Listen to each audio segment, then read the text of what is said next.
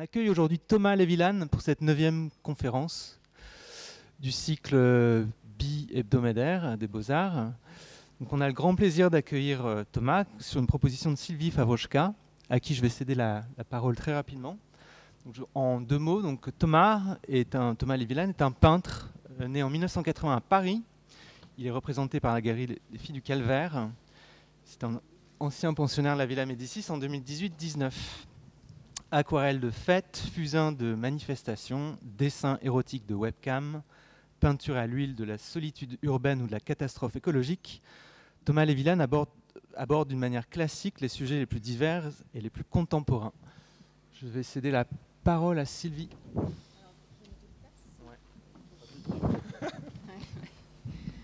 Moi, je vais vous présenter Thomas un peu brièvement, puis je vais lui passer la parole. Donc Thomas est peintre, il dessine aussi beaucoup. Je pense que tu vas montrer des grands dessins fusains. Tu as fait tes études aux Beaux-Arts de Paris, diplômé en 2004. Et aux Beaux-Arts de Paris, tu as fait une rencontre qui a été déterminante pour toi, si je ne me trompe pas. Oui. Tu as rencontré Hector Aubalque, pour lequel tu as été assistant pendant 4 ans et tu as parcouru l'Europe et visiter des tas de musées. Tu es très actif aussi pour défendre la peinture française et tu as organisé notamment en 2014, tu as co-organisé au Collège de France un colloque intitulé « La fabrique de la peinture ».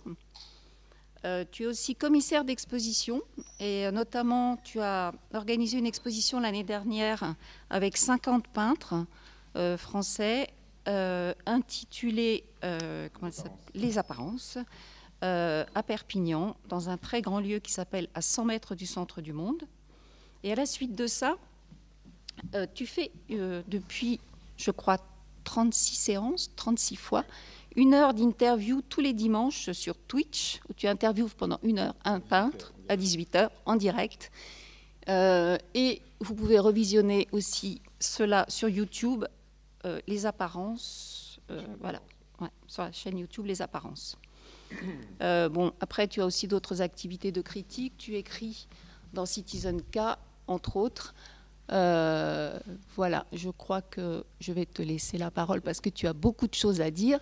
Et comme Thomas pose beaucoup de questions, notamment aux autres artistes, je vous invite aussi à lui poser des questions à la fin de la séance. Il attend vos questions avec impatience. Voilà, bonne séance.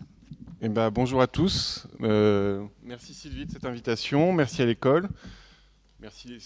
J'adore cet espace. Je le trouve complètement poutinien. C'est super drôle. Voilà. Je suis super content d'être là comme ça, dans ce cadre complètement... je vous vois pas, c'est super glacial, mais c'est rigolo. Alors, j'avais intitulé ma conférence La fin du banal, le temps de la peinture, celui de la catastrophe, il y a 3 semaines, donc c'était pas encore la guerre. Et c'est assez amusant parce que ça ressemble un peu à ce que je vais vous raconter dans cette conférence. Je vais essayer de parler de mon esthétique, mais en même temps d'être un peu ouvert, de ne pas forcément parler que de ma peinture. Je vais parler de plein d'autres choses. Il n'y a pas de forme... vous allez voir, rien n'est fermé, rien n'est conclu. Voilà. Je vous mets un petit peu des tonnes de choses dans la tête, mais je vais surtout raconter quelque chose qui m'est arrivé dans ma vie, pour le coup. C'est-à-dire que ça fait 20 ans que je fais de la peinture.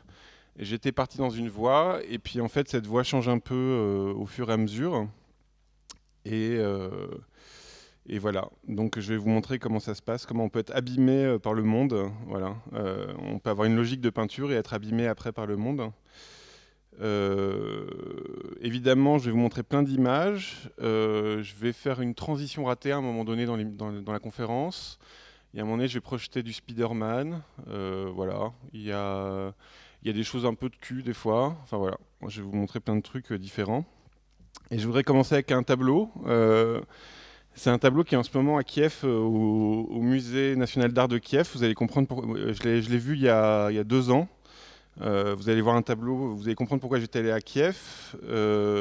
Alors on ne dit pas Kiev d'ailleurs, on dit Kiev en ukrainien. Et voilà, j'ai envie de penser un peu à ce tableau que je trouve très très beau parce qu'il ressemble à une esthétique qui m'intéresse. Alors bon, Shishkin, c'est un peintre russe qui croyait en Dieu et tout ça.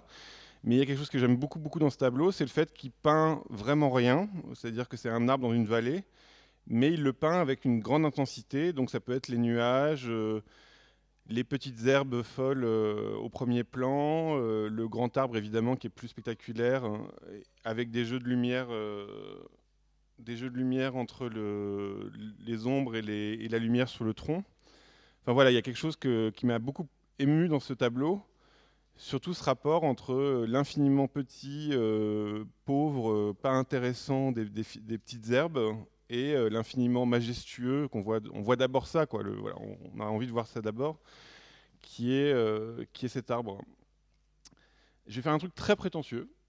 C'est que je vais vous renvoyer justement dès le départ à une conférence que j'ai faite au Collège de France. Donc vous tapez Thomas Lévy-Villaine, Collège de France, et d'un coup vous tombez sur une conférence que j'ai donnée, parce que je pense que c'est une conférence qui peut plus vous intéresser en tant qu'étudiant, parce que justement je parle de la fabrique, je parle du fait de rater ses tableaux, je parle de comment c'est dur de faire de la peinture, et je pense que ça peut évidemment plus vous intéresser aujourd'hui. Mais comme j'avais pas envie de faire la même conférence, et ben voilà, je fais l'épisode 2. Mais là, vous avez l'épisode 1, vous pouvez le retrouver sur Internet. Et puis en plus, je vous conseille d'aller voir justement, donc, il y a plein d'artistes qui ont fait des conférences super intéressantes, notamment Glenn Brown, Damien Cadio, enfin voilà, Evan Nielsen. Voilà. Mais je vais repartir un petit peu de cette conférence pour vous. Donc, dans ma formation, j'ai eu une chance par rapport à beaucoup d'étudiants aux Beaux-Arts. Je dis que c'est une chance, mais je le pense vraiment, c'est que j'étais pauvre, j'avais pas d'argent, et donc j'étais obligé de travailler à côté. Et j'ai rencontré un critique d'art, grâce aux Beaux-Arts, à l'école des Beaux-Arts de Paris, qui s'appelle donc Hector Obal, qui à l'époque commençait la télévision. Et en fait, il m'a employé pour filmer en gros, on filmait un musée européen par semaine. Et on faisait un petit film sur un artiste par semaine. Et donc ça m'a beaucoup apporté, peut-être plus que l'école. Et puis surtout, ça pose la question de est-ce qu'en tant qu'artiste aujourd'hui, on part du principe qu'on sait tout et qu'on invente tout et qu'on est un génie démiurge qui crée de la nouveauté à partir de rien, ou est-ce que c'est intéressant d'être un peu cultivé? Et vous allez voir que moi j'ai pris le parti, alors ça m'est tombé dessus, je ne vais pas vous mentir, mais j'ai pris le parti d'être intéressé et de me nourrir de l'histoire de l'art parce qu'en fait c'était un lieu d'émancipation très très grand. Ça m'a toujours m'intéresser aux peintures anciennes, ça m'a toujours appris à me libérer de plein de choses. Je vous montre ça parce que c'est en gros, qu'est-ce que c'est qu'un regard cultivé? Il y a une figure comme ça qui est très simple et que je trouve intéressante, c'est Edward Hopper, donc Edward Hopper, c'est un peintre américain qui est venu en Europe 3 ans au début il avait 20 ans, et il a fait tous les musées d'Europe aussi, et donc il découvre Vermeer, il découvre tout ça. Et ce qui m'intéresse chez Edward Hopper, c'est que en fait, il revient aux États-Unis et qu'est-ce qu'il fait? Il repeint, en fait, il peint la nouveauté des États-Unis avec un regard cultivé, quoi. Donc évidemment, là, on peut retrouver dans son tableau qui est donc à votre gauche cette espèce de sensation de Vermeer que Hopper a vu, quoi. Donc voilà, c'est une chose qui m'intéresse beaucoup, c'est comment la peinture peut intensifier notre rapport au réel. C'est-à-dire qu'une fois qu'on a vu un Chardin ou on a vu un tableau, d'un coup on a un rapport plus... On peut faire émerger le nom d'un artiste par rapport au réel, et d'un coup ça intensifie ce rapport-là, mais également ça met en valeur quelque chose qui peut être la nouveauté. Donc par exemple, Hopper, c'était le premier à peindre les États-Unis, quoi, de cette manière-là. Et donc ça, c'est une chose qui va être très importante dans mon travail, c'était de partir d'un background culturel qui ferait que je sais ce que c'est que les invariants du monde, et ensuite je vois la nouveauté exploser comme ça, ou les choses qui sont très contemporaines ou presque vraiment de notre époque, juste parce que je connais ce qu'étaient les invariants d'avant, quoi. Voilà. Donc par exemple, ça c'est une chose qui m'intéresse aussi, c'est dans le réalisme. Donc on a dit le réalisme le plus réaliste de Manet. Évidemment, il y a aussi une référence culturelle, je pense que vous le savez, mais il s'est inspiré d'un tableau de Raphaël. Là, ici, c'est la gravure. Donc vous voyez la posture très réaliste, ou on pourrait dire presque photographique, en fait, elle est inspirée d'un tableau de Raphaël, quoi. Voilà, donc ça, c'est la gravure. Il y a une autre chose qui m'a... Alors vous, peut-être que vous avez un rapport à la peinture plus décontracté que ma génération, que la génération d'avant, ou même celle de Sylvie, c'est que moi je suis arrivé à une époque où on nous a expliqué que, donc c'était dans les années 2000, en gros, on allait aux Beaux-Arts, on avait trop envie de peindre, et puis on nous expliquait que c'était plus possible, quoi. Voilà. Il fallait faire de la photo, il fallait faire de la vidéo. Clairement, le médium était était très mal vu. Moi, alors je commence à maintenant m'y connaître parce que j'ai parlé avec beaucoup de peintres. Donc je tranche ce moment noir de la peinture entre 1986 et 2008. Donc c'est un moment où, comme ça, il y avait une doxa en France. C'était purement français, pas du tout... Enfin, ça serait intéressant de creuser la question de pourquoi c'est arrivé en France et pas ailleurs et tout ça. Mais bon, ça, on n'a pas le temps et puis c'est pas très intéressant pour vous. Mais par contre, moi, d'un coup, ça m'a... Évidemment qu'en tant que mec qui avait envie de peindre, c'est-à-dire qui avait du plaisir à peindre chez soi, qui avait un plaisir physique aussi à la peinture. Tout ça dans un pathos total parce que j'ai fait en gros 15 ans de croûte avant de faire un tableau qui me plaisait à peu près. Eh bien, une des choses qui me plaisait, c'était le fait qu'en fait, on joue un jeu que tout le monde a joué, c'est-à-dire le jeu de la matière vivante, mais un peu caca, comme ça. Donc ça, c'est toutes les palettes de tous les peintres. Et en gros, le jeu, c'est de prendre de la matière...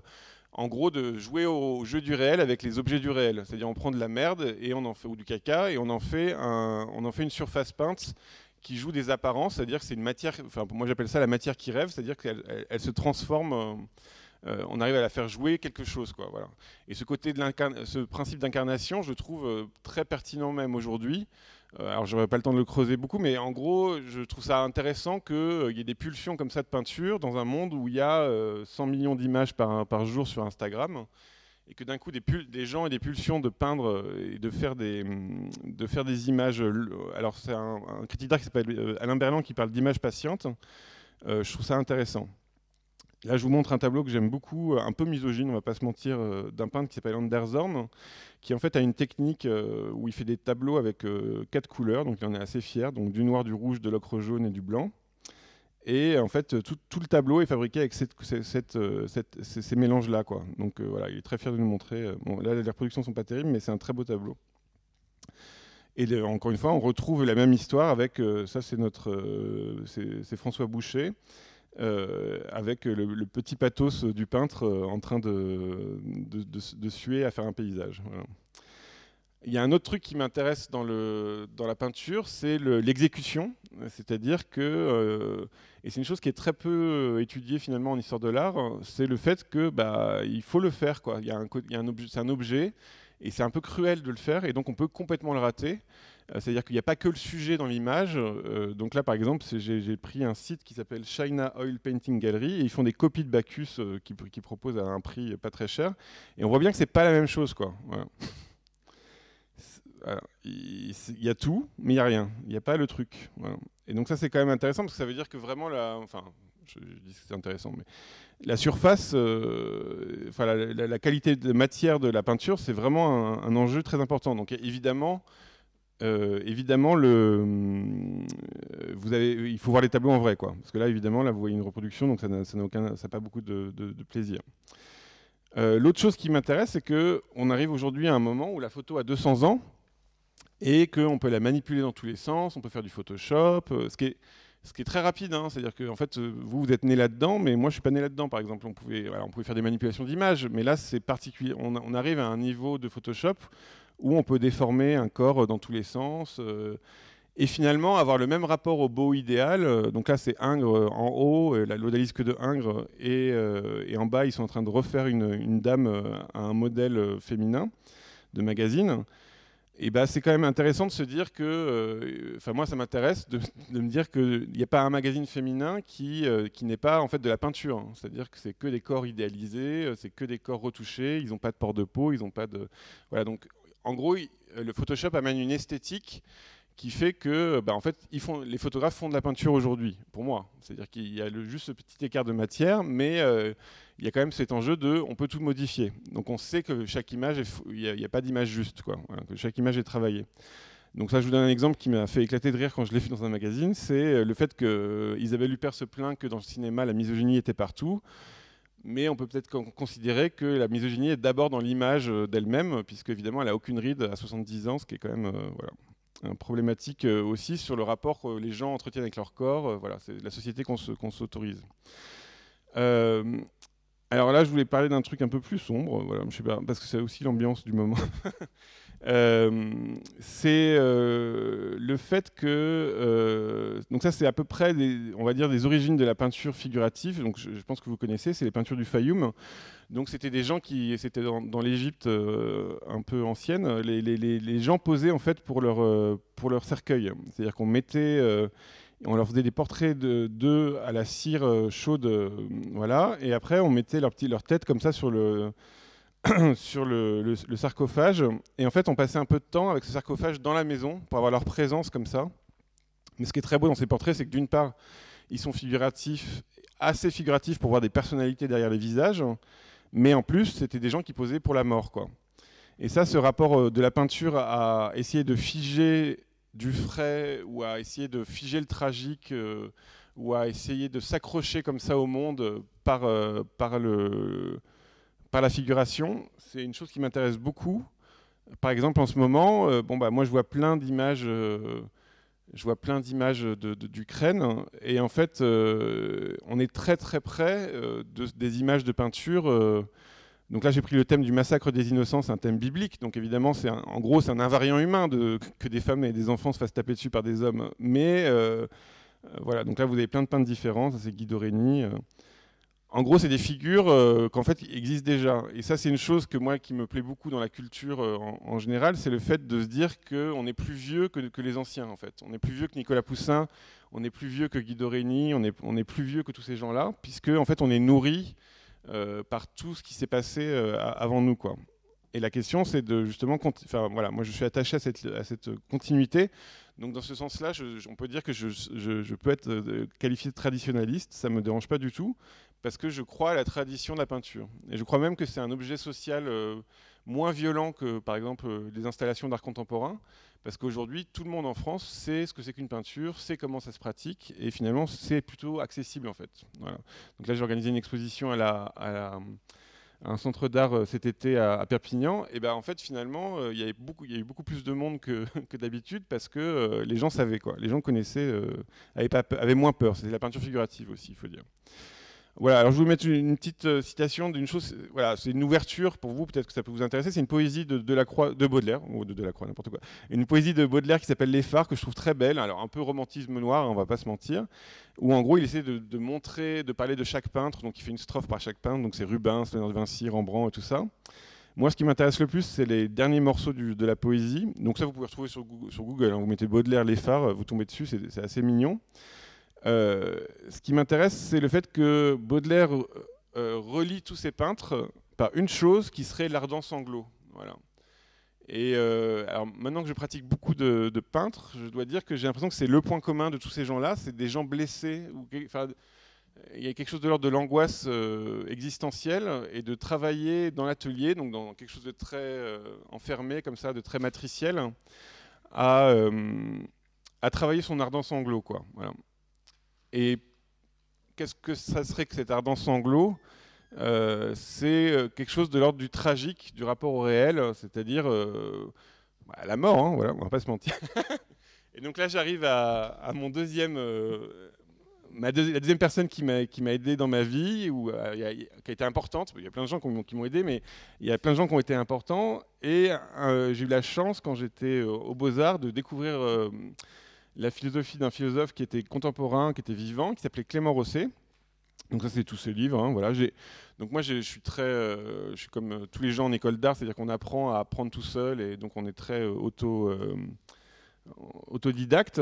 Mais j'ai eu le culot d'aller le rencontrer quand j'avais 19 ans.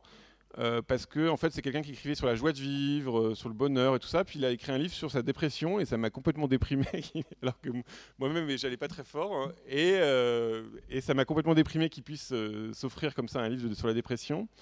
Et donc je vais lui demander des comptes, et il m'a d'un coup un peu formé. Enfin voilà, j'ai passé du temps avec lui, et donc j'ai appris des choses avec lui. J'ai beaucoup bu de l'alcool avec lui. C'était très vivant, c'était beaucoup de fêtes. Mais je vous parle de ça parce que, en gros, on va dire qu'il a une idée. Je vais aller très vite. Ça, c'est les 2 livres que je vous conseille. Donc, ça doit coûter 20 € en tout. Alors, je ne devrais pas le dire parce que je connais son exécuteur testamentaire. Mais si vous voulez que je vous passe les EPUB, je peux vous les passer par mail. Vous m'écrivez, voilà, je vous balance les EPUB, c'est gratuit. Voilà, je suis contre l'héritage, donc d'un coup, je peux faire ça. En gros, son idée principale, pour aller très vite, c'est tous les problèmes. Les hommes ne veulent pas voir le réel.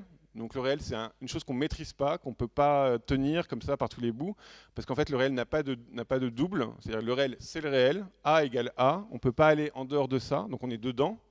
Et d'un coup, tous les problèmes, presque tous les problèmes des hommes viennent du fait qu'on n'accepte pas la simplicité de cette chose-là. Et donc, par exemple, on cherche à le fuir, on cherche à le transformer, on se fait des idées sur le monde, voilà. Et donc toute la violence, enfin voilà, c'est très convaincant. Je vous conseille de le lire. Donc ça, c'est le réel et son double. Et la force majeure, c'est sur ce tragique-là et la joie de vivre qui en découle. Ce qui est une chose un peu paradoxale. C'est un peu dans une lignée de Nietzsche, Pascal, Montaigne, voilà. Mais voilà, c'est un peu Enfin, moi, ça m'a beaucoup aidé dans ma vie, je tiens à vous le dire. Et je vais commencer à parler de moi quand même, là. Ça fait 20 minutes. Et donc là, je commence à parler de moi en partant de ce tableau-là, qui est le tableau que j'ai fait en sortant des Beaux-Arts de Paris. C'est le premier tableau que j'ai fait que j'aime bien. Voilà. Donc c'est un tableau très simple. Voilà, c'est un portrait. Mais il faut voir toutes les croûtes que j'ai fait autour, quoi. Voilà. Donc ça, c'est celui que j'assume un petit peu. Et ce qui m'intéresse justement dans mon esthétique, donc est très influencé et à la fois par la peinture. Alors, je vous raconte tout ça. Évidemment, ça s'est pas fait comme ça. Hein. Là, je vous raconte ça, c'est Godard qui dit ça. C'est une histoire est finie quand une histoire, ça commence quand elle est finie, quoi. Donc là, je vous raconte des choses que j'ai compris au fur et à mesure. Moi, j'ai vécu les choses de manière très intuitive, complètement perdue, en allant dans les mauvais sens. Mais là, je vous raconte une histoire un peu fermée, on va dire.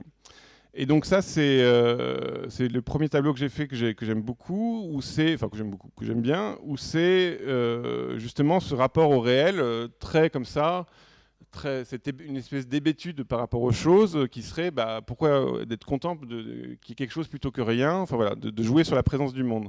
Ça, on n'est pas si loin du tableau de Shishkin que je vous ai montré au début, c'est-à-dire un tableau complètement con, où il n'y a évidemment pas de sujet, il n'y a pas d'enjeu, voilà, sauf l'enjeu de la présence du monde. Et donc, ce qui m'intéressait, c'est d'avoir un sujet aussi con que Paris, comme ça, mais en fait, par la peinture, je démontre toute la richesse du monde des apparences, que ce soit les ombres, voilà, tous les petits détails.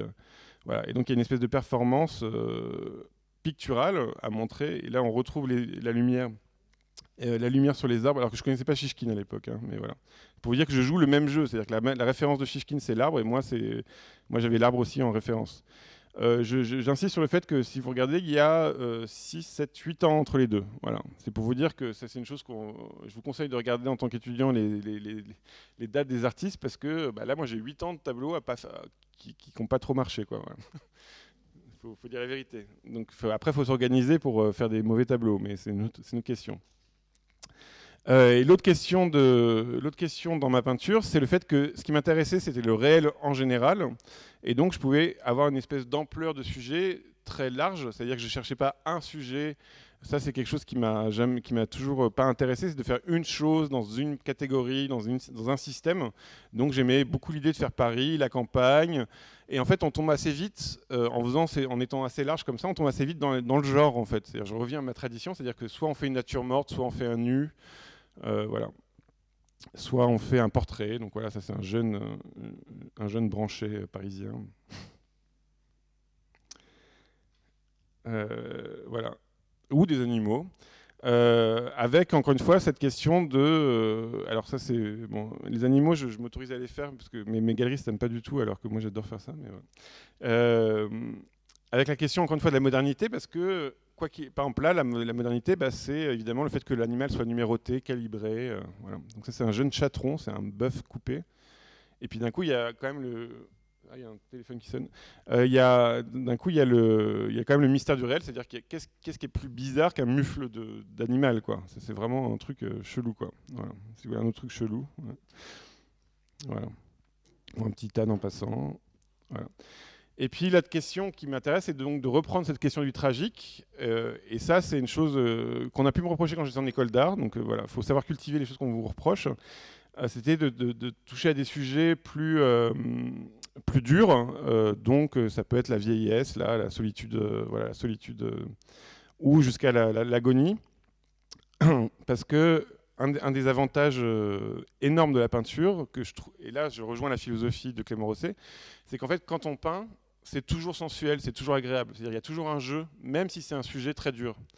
En gros, le réel est toujours riche. Donc même si c'est quelqu'un à l'hôpital, il y aura toujours la brillance. Donc ça c'est un fusain, mais il y aura toujours la brillance du monde. Le réel sera toujours constant.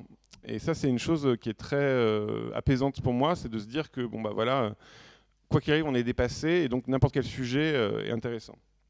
Alors je vais aller un petit peu plus vite pour pouvoir... Oui, ça va. Comme j'ai dit que je pouvais peindre tout et n'importe quoi, parce que moi ce qui m'intéresse c'était le réel en général, ça m'est arrivé beaucoup d'accepter les commandes, et c'est un sujet j'aime beaucoup en tant qu'artiste avoir des relations avec la société, parce que moi je passe 90% de mon temps dans l'atelier tout seul. Et je trouve ça intéressant de se secouer un petit peu, d'être secoué un peu par l'extérieur. Et d'ailleurs, je plaide pour que tous les artistes soient un peu plus ouverts à la société et qu'il se passe plus de choses de ce type-là. Donc ça, je vous montre ça, c'est une série assez rigolote. C'est un échec. C'est l'échec numéro 792 de ma vie. C'est un réalisateur qui a adapté au cinéma La carte et le territoire de Michel Houellebecq. Et il m'a proposé de faire les tableaux du film. Et donc, il m'a salarié pendant 6 mois à faire des tableaux selon les descriptions, donc les exphrasis. Ça, j'ai pas prévu. Les exphrasis, donc les descriptions des tableaux qui sont dans le livre. Et donc, d'un coup, je devais faire des tableaux de commandes qui étaient en fonction d'un livre. Donc ça, c'est le Boucher-Chevalin. Il est dans le livre, hein, voilà. Donc ça, je vous montre ça parce que d'un coup, vous voyez un peu comment je travaille d'après photo et tout ça. Vous voyez que c'est des montages. Voilà, c'est vite fait, mais on en reparlera peut-être après si vous voulez. Donc là, il y a le Boucher-Chevalin, il y a le coiffeur. Donc voilà. Et donc là, ce qui m'intéressait, c'est que d'un coup, j'ai un sujet contraint. Donc on va dire par exemple le tatoueur. Mais je dois m'exprimer en tant qu'artiste dans ce sujet contraint. Et d'un coup, j'ai trouvé une esthétique où j'ai trouvé des choses qui m'intéressaient. Donc par exemple, là, c'est un tatoueur qui était assez vulgaire et tout ça. Et je le trouvais assez beau au moment où il se concentrait. Et puis finalement, j'ai fait que des gens qui se concentraient en travaillant. Et puis finalement, en fait, c'était presque des autoportraits de la concentration que ce que c'est que le travail artisanal, c'est-à-dire de faire un geste avec un outil technique. Enfin voilà. Et donc tout ça, c'est venu au fur et à mesure, mais en gros, je vous dis ça parce que c'est pas un projet, c'est une aventure. C'est un projet, on sait où on va au résultat. On est macronien. Allez, on y va les gars, on y va, bam. Et puis au final, ça marche pas, la preuve. Et une aventure, c'est, voilà, on a des intuitions, on s'avance, on met des pions, on a une culture, on a un passé, on a peur, et on arrive peu à peu à un résultat, quoi. Voilà, je raconte ça parce que je trouve que c'est important de se dire que c'est bien que ça soit le bordel, c'est pas très grave. Voilà. Alors même si là on arrive au résultat, mais je vous promets que c'était le bordel quand j'ai fait ce tableau. Une autre commande que j'aime beaucoup, c'était pour un magazine de mode qui s'appelle Harper's Bazaar. Et là aussi, c'était une manière de... J'ai fait des défilés pendant 2 saisons. Et donc, c'était trop marrant de découvrir un monde. Enfin voilà, d'un coup, j'étais obligé de sortir de l'atelier. Donc, j'allais vraiment sur le défilé. J'étais en front row. Et voilà, et je voyais des jolies filles comme ça qui se baladaient avec des beaux vêtements. Et je découvrais ce que c'était que ce milieu-là. Et donc, j'en ai fait d'autres œuvres. Mais voilà, c'est intéressant. Donc ça, c'est à l'aquarelle. Voilà, et donc ça je vais arrêter après, mais c'est une commande, c'est pour un album, donc un vinyle et un album. Donc ça c'est Pérez qui m'a commandé ça. Et puis là c'est Alex Baupin qui est un autre chanteur qui m'a commandé ça. Mais alors lui je trouvais encore plus courageux parce que d'un coup il m'a demandé ça en fusain, donc c'est quand même un peu sombre. Et en plus, il s'est arrangé pour que l'étiquette, elle s'enlève. Donc, quand on a l'objet, il n'y a même plus son nom, quoi. Voilà. Donc, je trouvais ça assez généreux de sa part. Et pour la petite histoire, parce que c'est quand même intéressant je tiens à dire que les images sont toujours. Lui, il aimait bien mes images qu'on va voir de fêtes parisiennes. Et là, c'était à un moment donné où j'étais à la Villa Médicis. Donc, on a reconstitué une fête parisienne. Alors, je lui ai dit, soit je viens à Paris pour faire une fête parisienne, soit tu viens à la Villa Médicis. Il a dit, bon, j'arrive.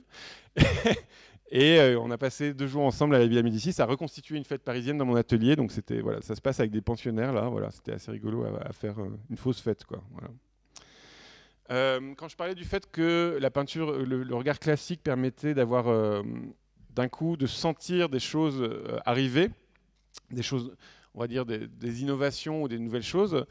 Moi, je suis né en 80, comme voilà, donc j'ai 40 ans, 41.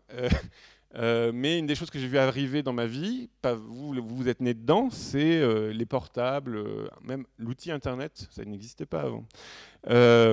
Et donc ça, on a vu ça arriver, et avec cet outil est arrivé des nouvelles postures, des nouvelles manières de se comporter.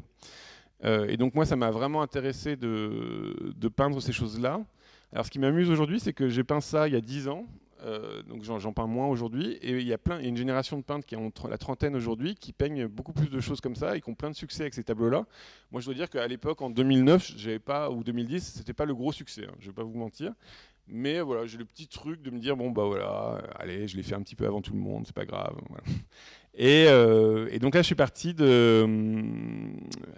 mais évidemment, je pars avec un regard un peu... Donc là, je ne sais pas si vous voyez des Manet ou des choses comme ça. Enfin, je pars avec ce truc-là de la posture d'une peinture classique. Voilà, mais d'un coup, le jeune homme regarde son portable. Et en fait, on croit que c'est une innovation, et pas vraiment, parce que voilà, j'ai découvert au fur et à mesure que... notamment avec des textes d'un historien de l'art qui est très intéressant, qui s'appelle Michael Fried, que je vous conseille, qui a travaillé sur l'absorption. Que en fait au 19e siècle il y avait Fontaine-Latour, des gens comme ça qui parlaient de bovarisme, c'est-à-dire c'était le fait que les femmes lisaient trop et donc au lieu de vivre dans le monde réel se fuyaient dans les livres, et en fait on retrouve à peu près la même posture que dans mes tableaux. Parce que ce qui m'intéressait évidemment aussi dans mon envie de montrer ces images-là, c'était encore une fois mon Clément Rosset, c'est-à-dire de montrer des gens qui, au lieu de regarder le monde ou de le vivre ou de le goûter, avaient tendance à avoir... Enfin, un portable, qu'est-ce que c'est aujourd'hui? C'est une machine à ailleurs, quoi. C'est-à-dire qu'on peut être n'importe où, quoi qu'il arrive, on ne va pas s'ennuyer, on n'est pas obligé de regarder le monde, et on peut fuir ailleurs, quoi. Il y aura toujours ailleurs pour aller. Voilà. Donc voilà, après, j'ai pas fait des séries, mais j'ai fait des variations. Donc là, par exemple, donc ça, c'est les couleurs que j'ai toujours adoré des boîtes de nuit. Et puis évidemment, donc je fais une espèce de peinture de vanité comme ça, où je montre un monde que je trouve assez beau, joyeux, avec plein de choses dans tous les sens. Bon, il y a aussi un peu de MeToo, parce qu'il y a le garçon qui regarde la fille avec un air un peu abruti, mais en gros, elle est concentrée sur le carré blanc de son portable, qui fait vraiment 2 cm, quoi. Voilà. Donc il y a cette vanité de montrer des gens en train de fuir le monde que moi je trouve beau. Voilà, de la même manière, alors ça on peut en parler. Donc ça, je vous montre ce tableau-là. Alors ce tableau-là, et ce qui est rigolo, c'est qu'il a fait la couverture de l'Œil cette année, là, le mois dernier. Et donc ça, c'était très joyeux, je dois dire, de se dire que voilà, un tableau qui avait 10 ans pouvait encore tenir et être dans l'œil de quelqu'un d'autre pour faire une couverture de magazine. Mais ce tableau-là, en fait, alors je donne le mécanisme. Bon, c'est mon amoureuse, hein, je ne vais pas vous mentir, de l'époque. Et je la vois dans une position. Et d'un coup, je me dis, putain, ça, c'est trop un tableau. Et j'ai compris après que c'était ce tableau-là. Mais j'ai compris, et je l'ai fait poser et tout ça. Et j'ai compris après que c'était ce tableau-là, en fait. C'est-à-dire que c'était donc un tableau de Velázquez, où c'est un nu qui se regarde dans un miroir, et d'un coup, évidemment, le miroir d'aujourd'hui, c'est Facebook, quoi. C'est-à-dire que là, c'était mon amoureuse qui se jetait le matin sur son Facebook, et en fait, on vient voir sa petite dose de narcissisme, ses petites notifications, donc c'était intéressant. C'était en 2012, hein, c'était il y a déjà longtemps, hein, voilà. Donc il y a évidemment ce truc-là. Mais ce que j'avais pas compris, c'est que ce nu-là même était copié sur autre chose. C'est-à-dire qu'en fait, Velázquez est allé à Rome.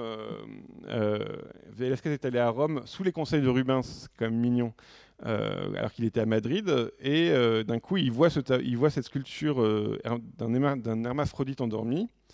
Et évidemment, vous savez très bien ce que c'est qu'un hermaphrodite, c'est-à-dire qu'il a un sexe caché. En fait, on croit que c'est des fesses de femme, et puis en fait, il a un sexe d'homme.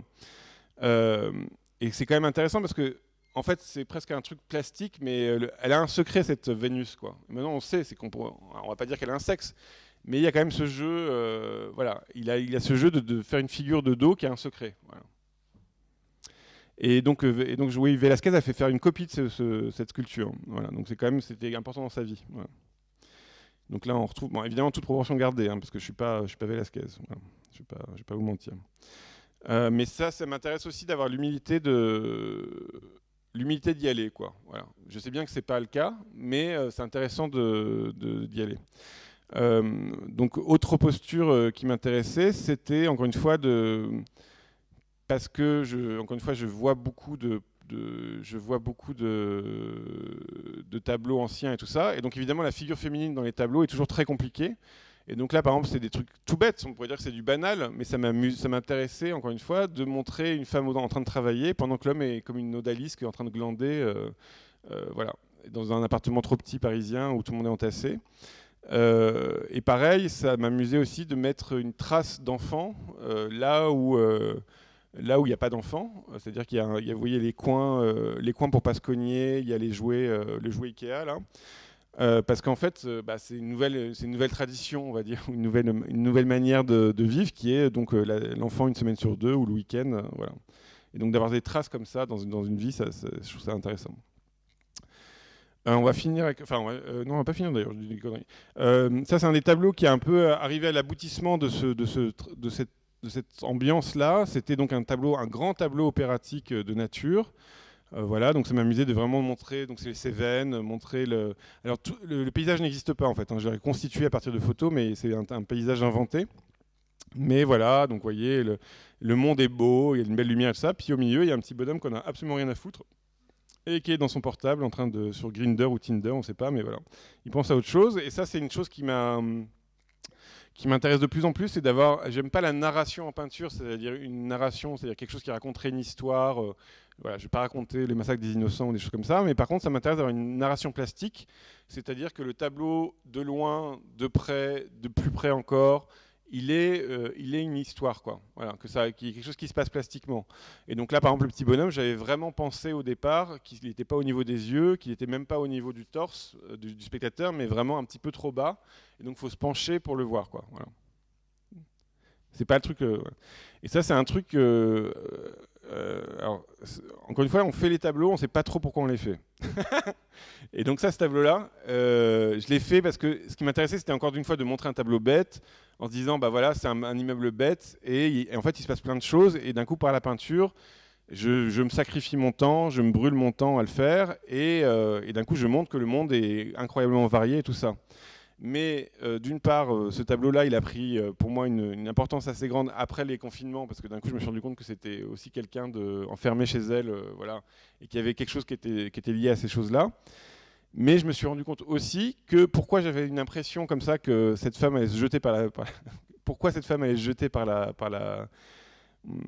balcon, parce qu'en fait, elle n'avait pas de portable. C'est-à-dire que en fait, le portable est intégré dans le tableau. C'est-à-dire que pour moi, hein, après peut-être pas pour vous, mais le sentiment d'inquiétude qu'il y a dans le tableau, c'est le fait qu'au lieu de regarder son portable, elle regarde dans le vide, quoi. Et on a tellement plus l'habitude de glander comme ça ou de réfléchir. Enfin voilà, il y a un truc comme ça que je trouvais assez fou. Mais encore une fois, le tableau se déplie et moi je maîtrise pas tout, quoi. Voilà. Donc voilà, donc ça c'est des fusains, donc j'ai une technique un peu particulière de fusain donc que j'ai pas le temps de vous raconter, mais voilà, donc l'idée c'était aussi de mettre en scène les lumières, parce qu'il y a quand même un côté magique de la technologie, donc pour les enfants, ou pour une certaine forme d'érotisme, voilà, qui existe aussi, parce que c'est comment aussi on ramène dans nos lits des machines, quoi, c'est quand même assez intéressant. En parlant de ramener dans nos lignes des machines, j'ai toute une série à partir de webcam, donc c'est des gens qui font l'amour en direct sur Internet. Donc là, je fais des captures d'écran, donc c'est des flux vidéo comme ça de gens qui font l'amour en direct. Et ça m'intéressait aussi parce que c'est une manière de montrer la sexualité m'intéresse, mais pas la pornographie.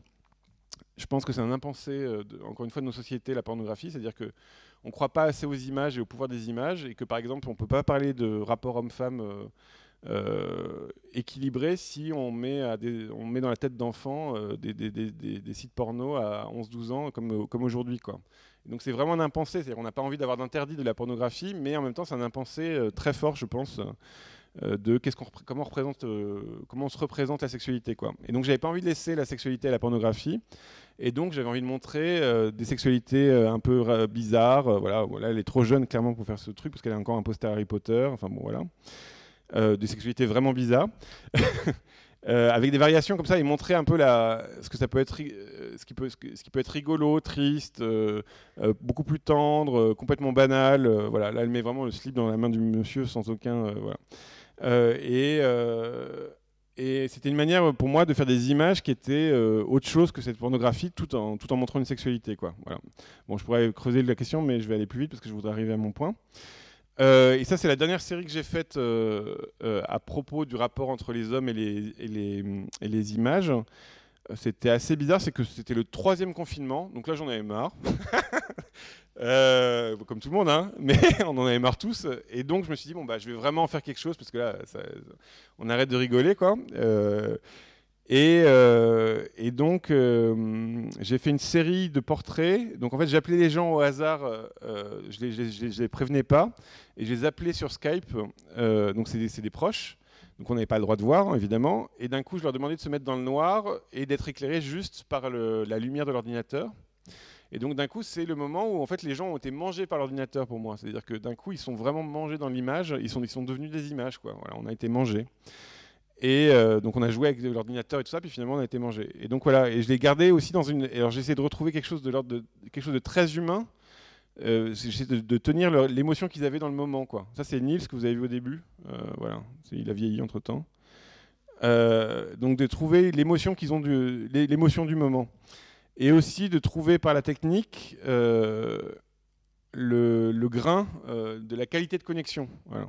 Donc là par exemple, là la connexion était très nette. Paris, fibre, voilà.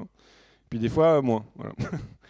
Et là, par exemple, cet homme, il était très fier de poser pour le dessin, parce que je lui ai dit que j'allais poser pour un dessin, puis d'un coup, sa fille est passée comme ça, et évidemment, ça gâche tout le sérieux du dessin, quoi. Voilà.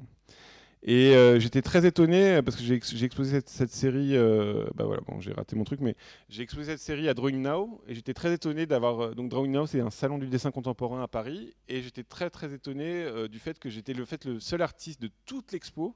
Je dis pas ça pour la ramener, hein, je dis ça parce que ça m'a vraiment étonné, de me dire que j'étais le seul à être traumatisé, quoi, ou d'avoir mis quelque chose de ce qui s'est passé dans les œuvres d'art. Et parce qu'en fait, tous les autres dessins, ça allait dans tous les sens, mais il n'y avait il n'y avait pas de sujet. Voilà. Et c'est pas une fierté, mais c'est une question que je me pose sur, encore une fois, le rapport qu'ont les artistes avec la réalité, quoi. Voilà. Donc moi, j'ai vraiment ce truc-là de, c'est pas moi le centre du monde. On va dire que je suis pas un peintre. Je suis pas un peintre qui dit je. Je suis un peintre qui veut essayer de diffuser le monde et de faire un miroir, quoi. Voilà. C'est pas moi l'enjeu, quoi. Voilà.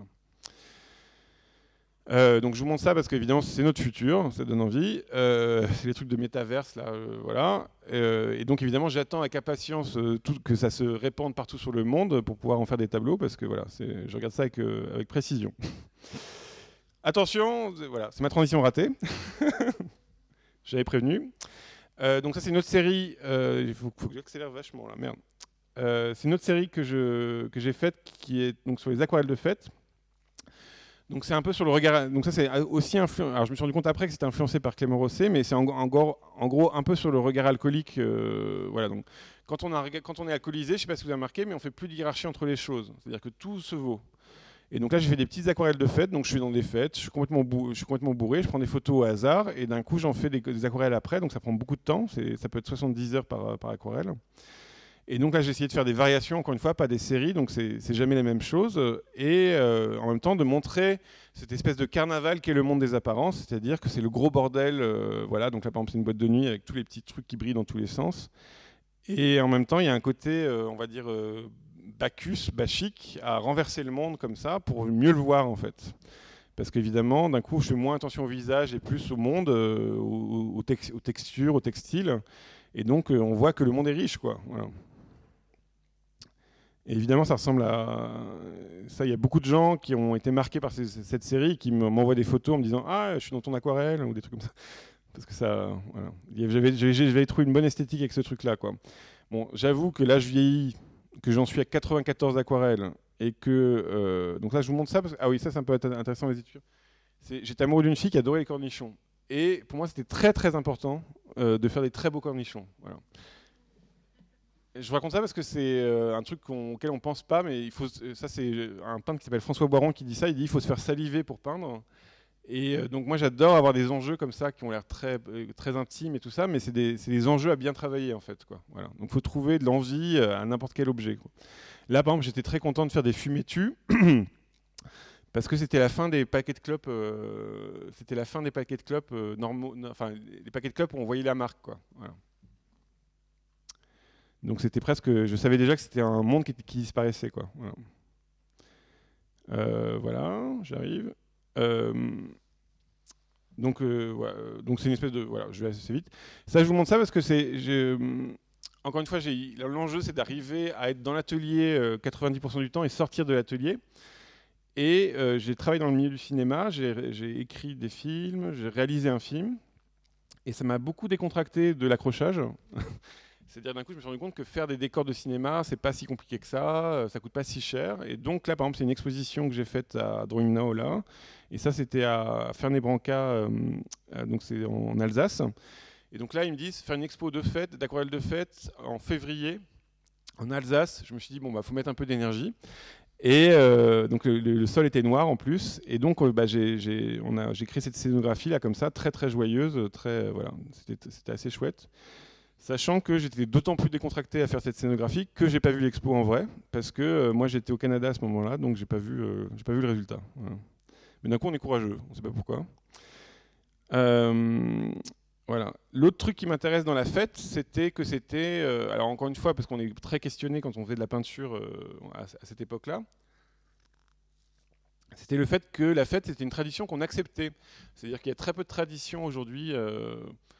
Le mariage, l'enterrement, tout ça, on sait pas trop bien le faire, quoi. Voilà. Alors que la fête, alors peut-être pas vous, je sais pas maintenant que vous êtes tous covidés, enfin, on vient de vivre des moments terribles, mais la fête, tout le monde y allait avec enthousiasme, quoi. Alors que c'était quand même une tradition, voilà. Ce qui est intéressant dans cette tradition, ce qui va me faire une transition réussie pour le coup, c'est que les fêtes au Moyen Âge, la fête au 19e siècle, la fête avant, c'était la fête du surplus en fait. C'est-à-dire qu'on mettait toujours un peu de côté des choses. On mettait le blé de côté comme on va faire maintenant avec les Russes, où on mettait plein de choses de côté. Et puis à la fin, on avait confiance dans la vie et on brûlait tout d'un coup. Et c'était le carnaval, la fête, et on avait confiance et on mangeait le surplus, quoi. Or, ce qui est intéressant dans nos sociétés à nous, c'est que en fait, on peut faire la fête tous les soirs. Donc ça veut dire qu'on est en surplus continuel. Bon, évidemment, ça va se payer, mais c'est intéressant que vous allez voir par rapport à ce que je vais vous raconter, c'est que en gros, la fête finalement est assez liée à cette société de surconsommation et du fait que, à la fois, on n'est pas épuisé par le travail parce qu'on n'est pas dans les champs, et en plus, on a plein de biens de partout et du chauffage qui fait qu'on peut s'agiter comme des fous le soir en se voyant, avec le binge drinking ou des choses comme ça également. Donc il y a une cassure dans mon travail. J'étais en fait à la Villa Médicis. Donc la Villa Médicis, c'est une résidence qui existe depuis 1666, qui est ultra conservatrice, on va dire, puisque l'endroit n'a pas beaucoup bougé. C'est un endroit très très beau, et ça n'a pas beaucoup bougé. Ça a tellement pas bougé que là, vous voyez à gauche le tableau de Velázquez, et à droite la Villa Médicis en 99, quoi. Donc voilà, on reconnaît vraiment l'espace, quoi. De la même manière, vous voyez ce petit patio là, et attention, hop, un autre petit tableau de Velázquez qui apparaît. C'est quand même magique. Donc moi j'étais là dans cet endroit génial pendant un an, et je me suis mis à travailler sur le réchauffement climatique. Alors évidemment, c'était quelque chose qui traînait dans ma tête depuis longtemps, et tout ça, j'avais pas le temps en fait. En tant que peintre, on doit travailler, on doit produire, donc j'avais pas le temps de vraiment travailler la question. Et donc là, j'avais le temps, donc j'étais très content. J'ai lu plein de livres, j'ai fait dans tous les sens. Et pas de chance, je suis tombé sur une année où il y a 15 arbres qui sont tombés de la Villa Médicis. Parce qu'en fait, avec le réchauffement climatique, le vent a augmenté. Et donc les arbres tombent. Alors, un arbre qui tombe, c'est normal. Là, c'était un vieil arbre de 250 ans planté par Ingres. Sauf qu'il y en a eu 15. Donc d'un coup, je voyais un endroit très très fixe se détruire. Parce que par exemple, le Bosco qui est ici, qui est la forêt intérieure de la Villa Médicis, le jardinier de la Villa Médicis m'a bien confirmé le fait que ça allait disparaître, quoi, en fait. C'est-à-dire qu'il y a trop de vent et que c'est plus... Le monde a changé, en fait, voilà. Donc ce qui était fixe dans l'endroit où j'ai arrivé commençait à bouger. Et ça, c'est une question qui nourrit le regard, puisque donc on peut voir évidemment cet endroit magnifique, voilà, la Villa Médicis. Mais d'un coup, en travaillant la question du réchauffement climatique, en lisant beaucoup de livres que je pourrais vous conseiller après si vous voulez, enfin voilà, en travaillant la question, ça modifie vraiment beaucoup le regard. Donc par exemple, quand on est là, comme ça, dans un endroit très très beau, on peut aussi s'intéresser à ce qui se passe juste à côté. Et à côté, c'est quoi? C'est une autoroute, quoi. Voilà. Et d'un coup, c'est quelque chose que je voulais intégrer dans ma peinture, parce que ça me paraît, encore une fois, un enjeu en vrai vital. En tout cas, le monde a changé pour moi. Alors j'aimerais bien, j'ai posé la question, j'ai fait un moment interaction dans la salle, ce qui est très difficile parce que vous êtes à 27 mètres. C'est est-ce qu'il y a des gens qui savent ce que c'est que l'anthropocène? Juste si vous levez la main, comme ça je vois à peu près. Vous voyez ou pas à peu près? Il y en a quand même un petit peu. J'ai fait une conférence il n'y a pas longtemps et personne ne savait. Donc là je suis un peu content, il y a un petit peu de gens. Donc l'anthropocène, c'est une. Je vais plus très vite. Oui, je suis très en retard, je vous préviens, j'ai 10 minutes de plus. L'anthropocène, c'est l'idée qu'on est entré dans une nouvelle ère. On était dans l'Holocène. C'est une ère qui a duré 10 000 ans, qui était assez cool. Donc c'est une ère géologique qui a duré 10 000 ans, où en gros la météo était stable. Il n'y a pas eu d'augmentation de température très forte. Tout était plus ou moins stable pendant 10 000 ans. 10 000 ans, c'est beaucoup. Hein, c'est toute l'histoire de l'humanité, de l'Occident, ou des choses comme ça, quoi, voilà. Et là, on serait rentré dans une nouvelle ère, selon les scientifiques, qui s'appelle l'Anthropocène, où en gros l'activité de l'être humain dépasse la planète. C'est-à-dire qu'elle modifie la planète. Donc ça, vous devez être un peu au courant de ce qu'on appelle le réchauffement climatique et tout ça, mais on va creuser la question un tout petit peu. Parce que c'est un vertige que moi j'essaie, alors là je vous montre des choses que je suis en train de travailler, et voilà, mais c'est un vertige que j'essaie d'intégrer dans ma peinture, parce que encore une fois je pense que c'est la vérité, quoi. Voilà, c'est comme ça. Donc là par exemple c'est un tableau qui avant la Villa Médicis, c'était Bobo, le Centre Pompidou ils m'ont fait une commande de tableau, et j'étais très content qu'ils me fassent une commande de tableau, mais ils m'ont demandé de peindre la mer. Le thème c'était la mer, donc j'étais pas du tout content, j'avoue. Mais d'un coup, je me suis dit, bon, qu'est-ce qui est intéressant dans la mer? Moi, je pensais aux gens un peu beaufs qui se mettent comme ça devant la mer. C'était ce qu'on voit, ce qu'on regarde pas, justement. Et ce qu'on regarde plus maintenant, c'est les dunes, les dunes de sable. Donc ça, c'est en Normandie, c'est les dunes de sable. Voilà. Et les dunes de sable, elles sont déjà stratifiées de plastique, de pollution, voilà. Et donc ça m'intéressait de peindre ça, parce que c'est déjà presque l'Anthropocène. Ce qui restera peut-être de nous, c'est des bouts de plastique, quoi. Voilà. Ça, je vous montre ça parce que c'est un. Donc ça, si vous voulez, on en parle après. Hein, on peut en parler ce soir, si vous voulez, parce que c'est vraiment un sujet qui m'intéresse beaucoup. Mais en gros, l'idée, c'est qu'on se retrouve dans une situation où, depuis depuis la révolution industrielle, on est dans ce qu'on appelle la grande accélération. Donc c'est très très connu. Hein, ça, je vous donnerai plein de références si vous voulez. Mais en gros, tout augmente sur Terre et tout augmente dans la vie des humains. Donc la population, le PIB, voilà. On est en super progrès, les téléphones, voilà. Et donc en gros, tout est en train d'augmenter très très fort. À tel point, et ça c'est quand même complètement. Attendez, je regarde. À tel point, et ça c'est complètement fou, c'est que donc on a pris 1,3 degré en 200 ans. Donc c'est quoi 1,3 degré? C'est le réchauffement moyen de la Terre. Donc évidemment, ça peut vouloir dire 5 degrés à Paris ou 4 degrés à Marseille. Voilà, mais en gros, c'est un degré moyen, un truc moyen. Il faut savoir que dans la vie, sans les humains qu'a eu la Terre, jamais elle a pris 1 degré en moins de 1000 ans. Là, on l'a pris en 120 ans. Voilà. Je ne sais pas si je suis clair, mais vous verrez la vidéo. Mais en gros, c'est très rapide. On est dans un truc complètement fou, très rapide, où on n'est pas du tout, on est vraiment en dérive. Donc là, je vous montre, ça c'est quand même, je ne sais plus combien d'années de temps, j'aurais dû travailler. Ah oui, 10 000 ans, voilà, 10 000 ans de CO2. Et puis d'un coup, vous voyez, nous, on est tout en haut là. Voilà. Et c'est pas prêt de s'arranger, parce que je vais vous raconter ça après. Alors le problème, c'est qu'en plus, en tant qu'humain, on est habitué à la catastrophe. C'est-à-dire qu'il y a une esthétique. Alors ça, c'est une question esthétique pour moi. C'est que, en fait, la catastrophe, c'est sexy.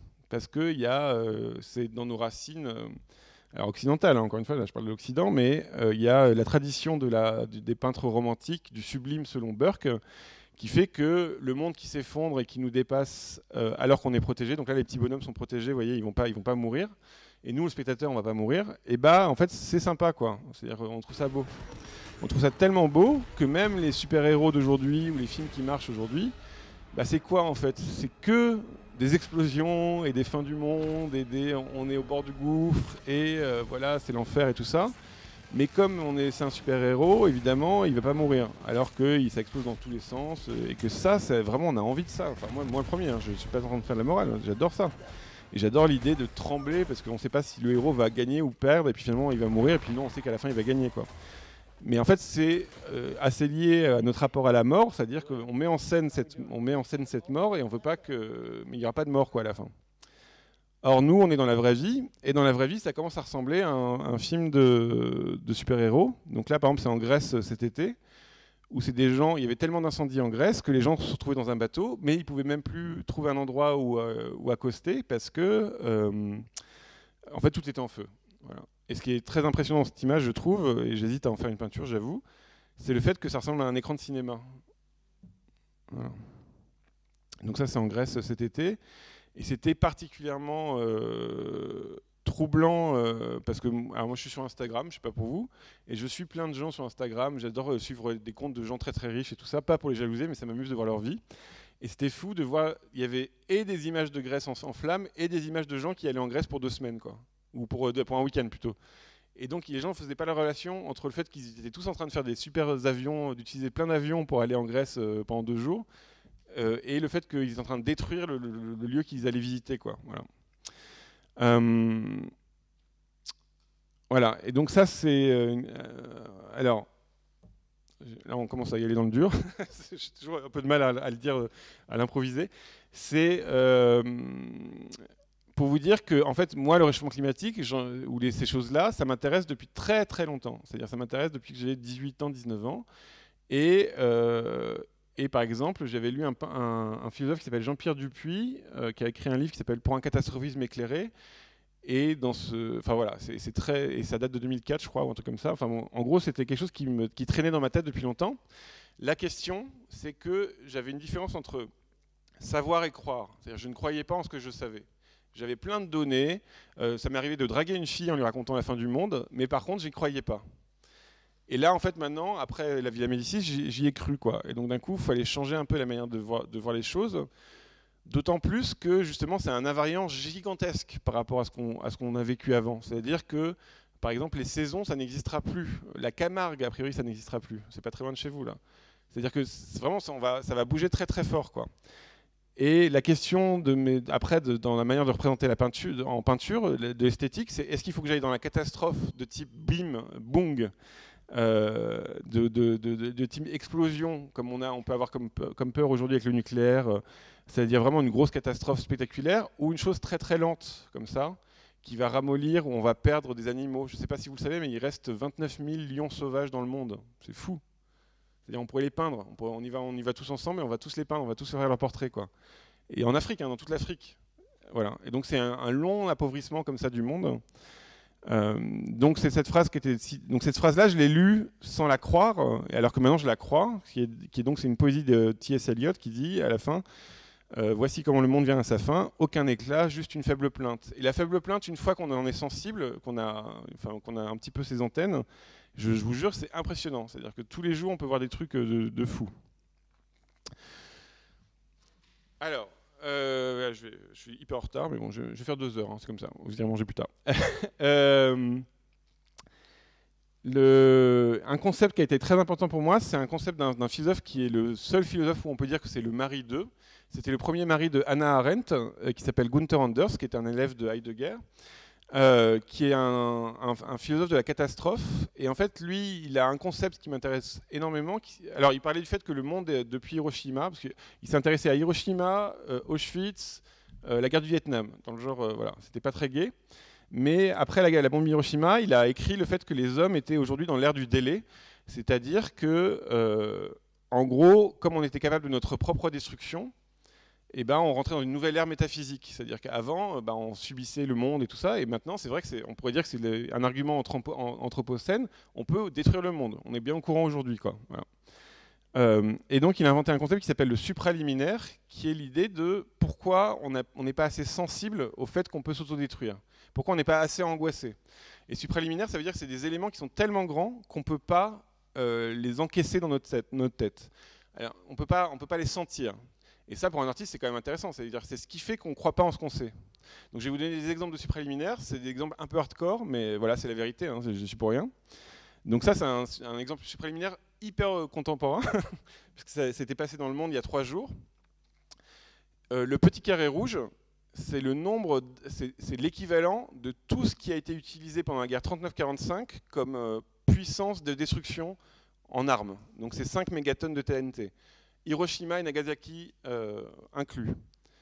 Et tous les petits carrés gris, c'est l'équivalent de ce qu'il y a aujourd'hui sur Terre comme capacité de destruction. En armes. Hein. C'est-à-dire là, on est en... Donc il faut imaginer quand même que c'est Poutine, Xi Jinping, Biden qui tient ces trucs-là, quoi. Voilà. Mais donc c'est pour vous. Donc ça, on n'y pense pas. On ne peut pas le penser, en fait. C'est impensable. Une autre question de supraliminaire, c'est est-ce que vous reconnaissez ce que c'est ou pas? Ça, c'est un tableau de moi. Mais j'ai pas mis le titre exprès pour savoir. Est-ce que vous voyez ce que c'est ou pas? Ah, c'est Tchernobyl. Ah merde, peut-être vous avez vu mon site. Pour être honnête, non?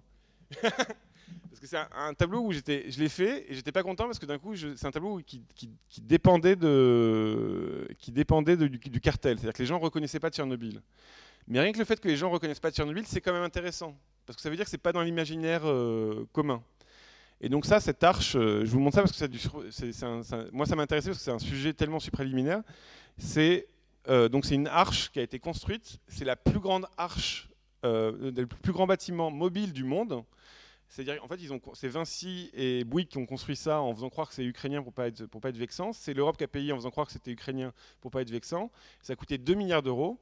Et donc, en gros, ils ont construit un immeuble à côté de la centrale de Tchernobyl qui est toujours ouverte. Et ils ont mis le... C'est tellement drôle que bon... L'immeuble, en gros, est à roulettes. Et hop, ils ont glissé l'immeuble comme ça au-dessus de Tchernobyl. Et hop, ils ont scellé autour de Tchernobyl. Donc, les radiations, il y a moins de radiations. Et ils appellent ça le sarcophage.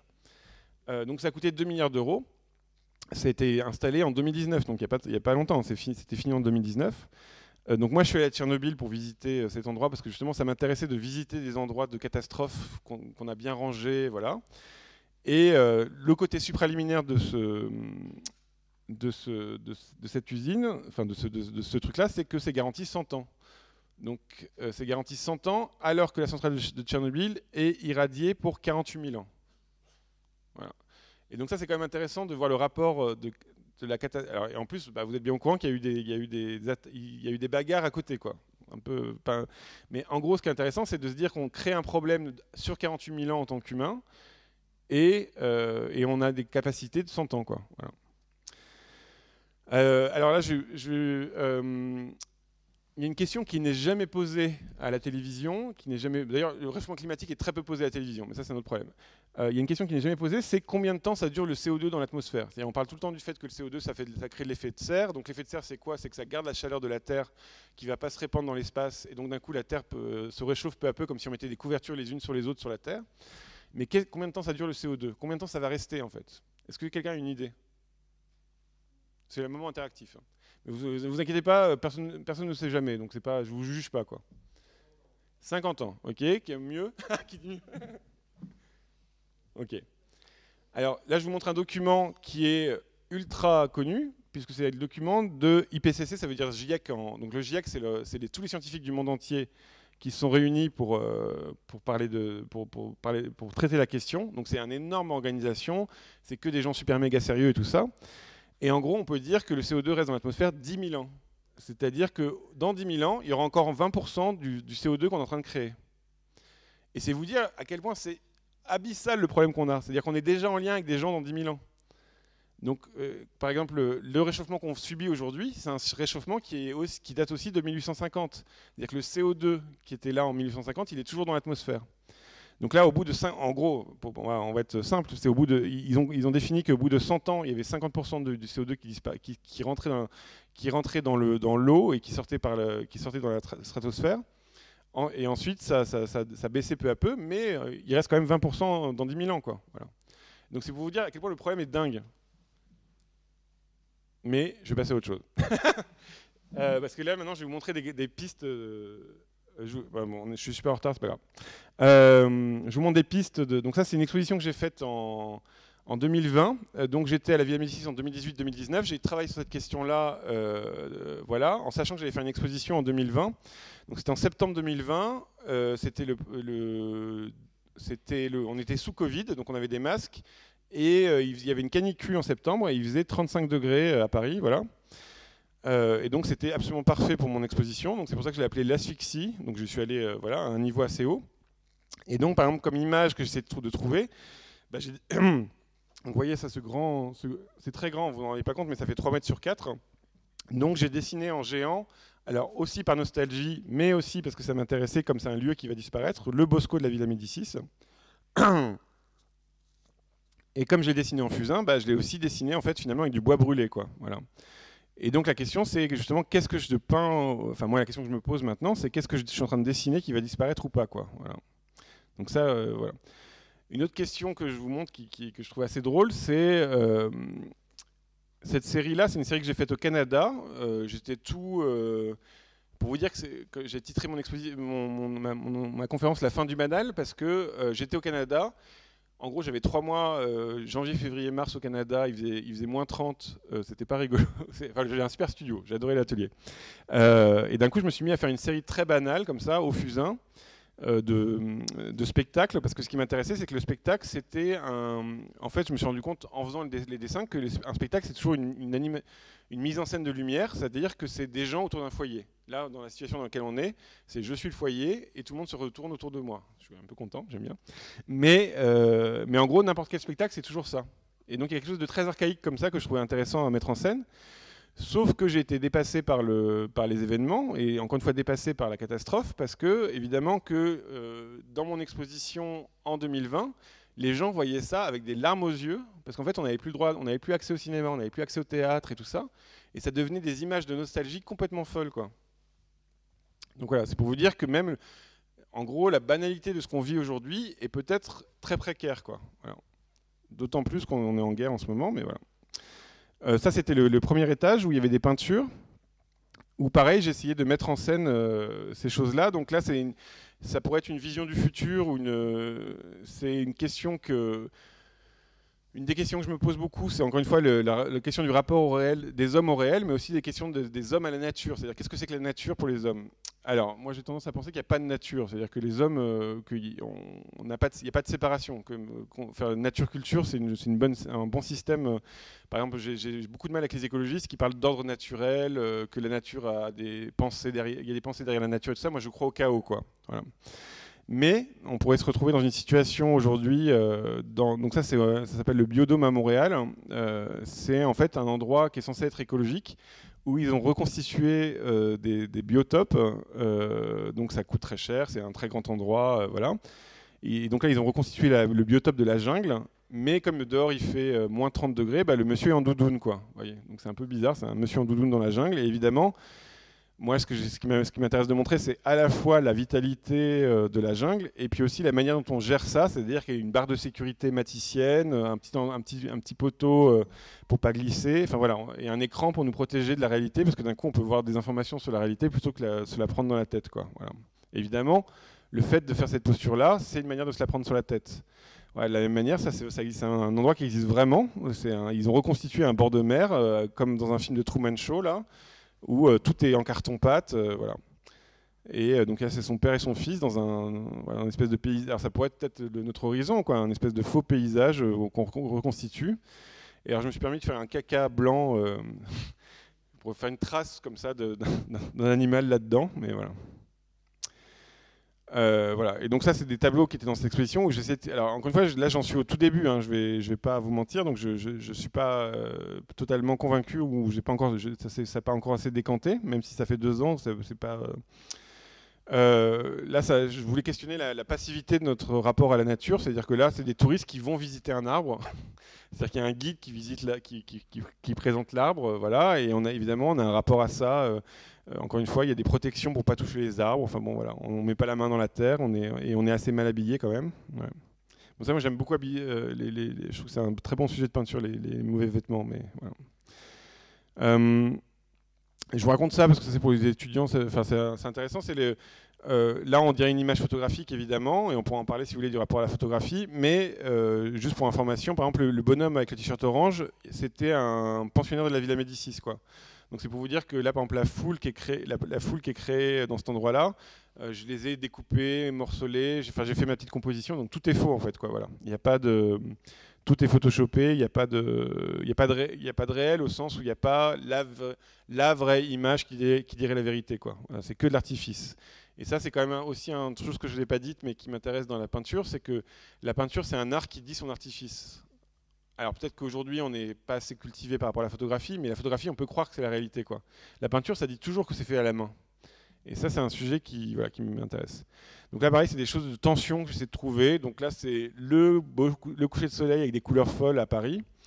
Mais évidemment, ces couleurs folles, c'est de la pollution, des dégagements de gazeux. Voilà. Donc ça, c'est un bord de périphérique. Et en général, ça, c'est un truc qui m'intéresse beaucoup dans la couleur. C'est que moi, il y a beaucoup de gens qui m'ont reproché le fait de faire des tableaux un peu gris, ternes. Voilà, pas mettre des couleurs. Il y a beaucoup d'artistes qui aujourd'hui utilisent des couleurs beaucoup plus colorées, quoi.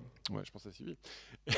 et moi, c'est un sujet qui me plaît beaucoup d'utiliser des couleurs qui seraient des couleurs non électriques. Voilà. Donc d'un coup, si j'utilise des couleurs électriques, en fait, c'est des couleurs de la pollution. Voilà. Enfin, il y a un truc comme ça qui m'intéresse. Je vous montre ce tableau-là parce que c'est encore une fois, ça c'est Pripyat, c'est la vie. Il y a vraiment la guerre en ce moment. C'est quand même assez fou d'y penser parce que j'y étais en 2019. Je suis allé à Tchernobyl aussi parce que ce qui m'intéressait, c'était de voir ce que c'était qu'un mal invisible. Donc c'était genre 2 semaines avant le Covid. Donc j'étais très content d'aller voir un endroit irradié pour voir ce que c'était de pas voir le mal, de pas voir la souffrance, de pas voir ce qui faisait du mal, quoi. Et évidemment, je suis rentré à Paris, il y a eu le Covid, et j'aurais pu rester chez moi parce que évidemment, qu'est-ce que c'est que le Covid? On était dans la réalité et d'un coup tout devenait dangereux, voilà. Donc c'était à peu près la même sensation. Et ce qui m'intéresse dans ce tableau-là, c'était son calme en fait. C'est-à-dire que c'est un lieu où on ne peut pas vivre, qui est inamical aux humains. C'est-à-dire que si on vit, on a un cancer et voilà, ça va pas bien, on s'est irradié. Et par contre, j'aimais beaucoup la sérénité du réel en fait. Voilà. C'est-à-dire que il y a toujours la lumière, il y a toujours les matières. Voilà. Le monde n'a pas besoin de nous. Voilà. Et puis évidemment, il y avait une posture assez violente qui était la culture, c'était très beau Pripyat, hein. C'est une ville de 40 000 habitants qui a été vidée du jour au lendemain, et donc c'est comme un espèce de Pompéi de l'ancienne URSS en 87-86, et c'est absolument magnifique. Tous les endroits, il y a des fresques partout. C'est très féministe. Enfin, c'est très étrange. Ça m'a beaucoup plu. Et donc il y a des couleurs comme ça, pas du tout, on va dire, de l'Occident, orange et bleu comme ça. Et donc il y a beaucoup de représentations comme ça de l'espace et tout ça. Et c'est évidemment une question de... Il regardait vers le progrès, quoi. Voilà. Il croyait au progrès. il croyait... voilà. Et je pense qu'on n'est pas si loin, nous, de cette doxa, de dire ça va aller, parce que de toute façon... Donc là, par exemple, ça c'est je pense à des écologistes qui parlent de cornucopien. Le cornucopien, ils pensent à la corne de l'abondance la corne d'abondance cornucopien, oui. La corne d'abondance de la technologie ou du progrès.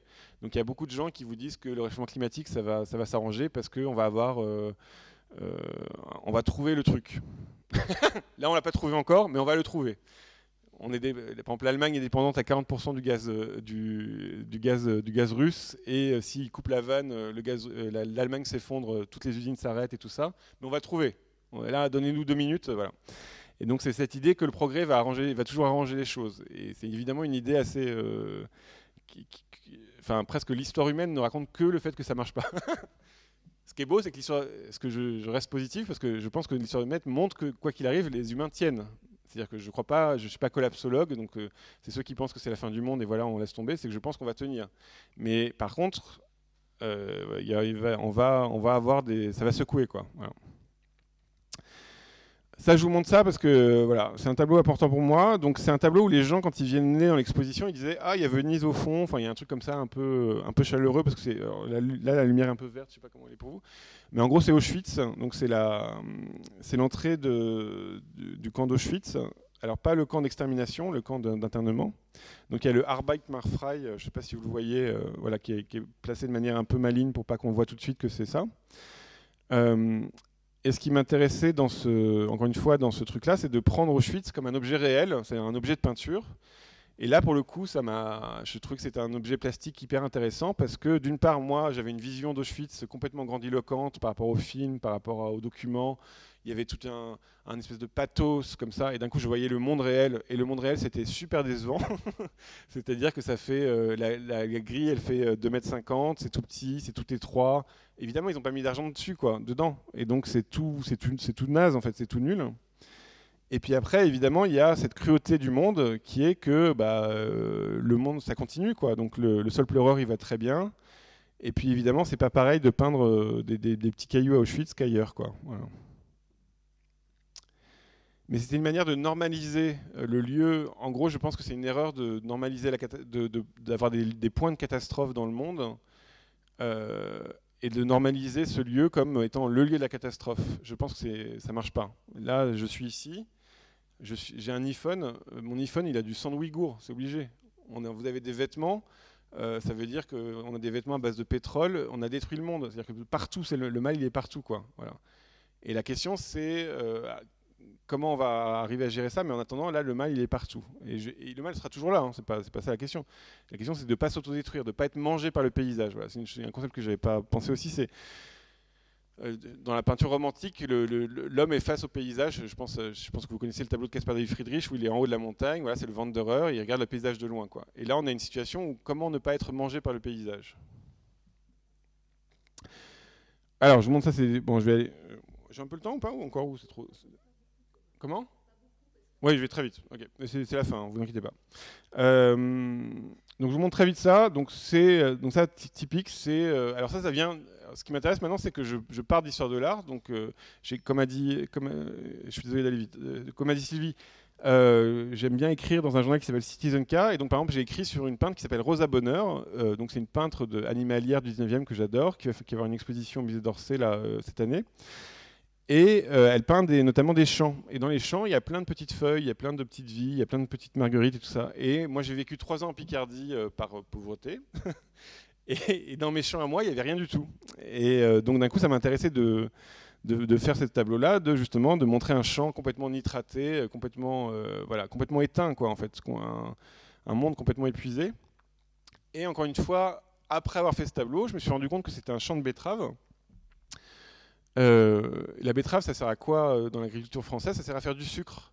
Et c'est quand même intéressant de détruire un paysage, parce qu'ils détruisent le champ, en fait. Ils mettent des nitrates et tout ça, ils enlèvent toute vie de la terre pour pouvoir faire de la betterave, qui est du sucre, qui est aussi un poison dans l'alimentation. Et je suis bien placé pour en parler. Donc c'est quand même intéressant. Voilà, on empoisonne 2 fois, quoi. Voilà. Donc là, pareil, c'est un sujet qui... Voilà, ça, c'est des choses qui me... Donc c'est vraiment des perspectives, hein, c'est des petits objets que j'ai faits récents. Là, ce qui m'intéressait, c'était le rapport à notre affectivité, par exemple à l'iPhone. Et donc là, c'est l'affectivité qu'on a avec... que moi j'ai. Je ne sais pas pour vous, peut-être que vous êtes déjà trop jeune et que vous êtes né dans le bio. Mais la nourriture industrielle, c'est aussi l'enfance, quoi. Voilà, c'est aussi allez, on n'a pas le temps, on fait ce repas-là, quoi.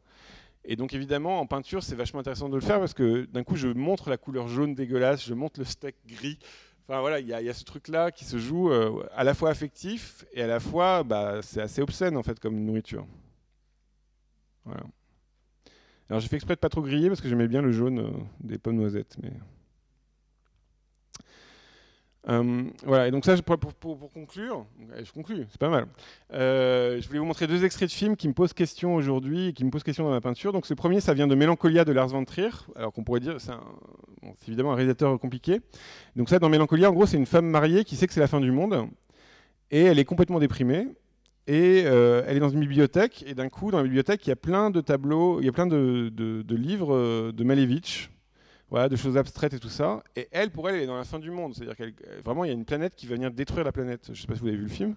Et il y a une scène comme ça, très bizarre dans le film, où elle se lève, elle prend les catalogues, et elle va les remplacer par des peintures figuratives.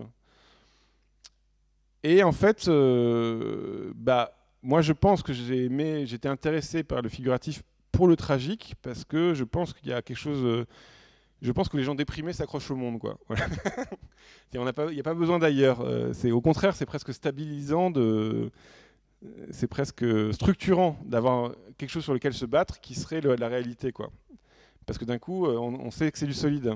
Et donc, je trouve ça très beau dans ce film parce que, en fait, ça n'a rien à voir avec la narration. Mais il a fait cette gratuité de faire ce film, de faire cette scène-là. Donc je pense que voilà, c'est des pistes vers lesquelles je tourne, parce qu'encore une fois, là d'autant plus qu'on est quand même presque en guerre pour des raisons énergétiques, hein, c'est-à-dire qu'il se permet d'être en guerre aussi parce qu'on est dépendant énergétiquement, donc on pourrait tous mettre un pull et d'un coup il y aurait moins de guerre, mais voilà, c'est une vraie question. Et ça, je vous montre ça parce que voilà, c'est sympa de finir comme ça. C'est un tableau pas fini, c'est mon tableau que je suis en train de faire en ce moment. J'appelle ça un tableau suicide. Tableau suicide, c'est les tableaux où je vais perdre de l'argent. On va pas se mentir. Donc c'est par rapport au prix de vente de mon tableau, je sais que quoi qu'il arrive, j'ai passé trop de temps. Donc là, c'est un tableau, j'ai passé 5 mois à le faire déjà. Je vais le montrer à Art Paris. Donc c'est des mauvaises photos, mais on s'en fiche. Et donc en gros, je voulais montrer ce que c'était que c'est un peu la suite de l'exposition, et ce sera le dernier tableau de cette série-là que vous avez vu là de l'asphyxie. Et c'est en gros c'est trop de plantes, trop d'hommes. Mais ce qui m'intéressait dans la peinture, et c'est ça qui a fait que ça a duré très longtemps, c'était de peindre les plantes comme les hommes. C'est-à-dire que la même intensité. Donc essayer de me désanthropocentriser, donc de dire en gros que les plantes sont aussi importantes que le décor est aussi important que les hommes, quoi. Voilà.